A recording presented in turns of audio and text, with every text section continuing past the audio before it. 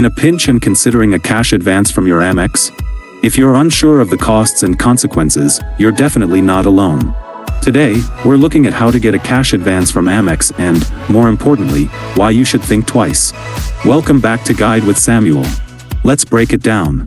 A cash advance is essentially a short-term loan from your credit card. It's one of the most expensive ways to access cash. The methods: ATM or bank teller. You can use your Amex card and PIN at an ATM to withdraw cash, or you can go to a bank teller and request a cash advance. Your cash advance limit is usually lower than your credit limit. The costs: high fees and immediate interest.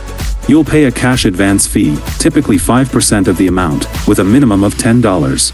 Worse, there's no grace period. Interest starts accruing immediately at a very high APR, often over 25%.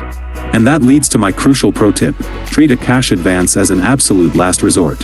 The fees and interest are punishing. Before you do this, consider every other option: a personal loan, borrowing from friends or family, or even selling unwanted items. A cash advance should only be used in a genuine emergency when no other options exist. So, just like that, you understand the true cost of accessing cash this way.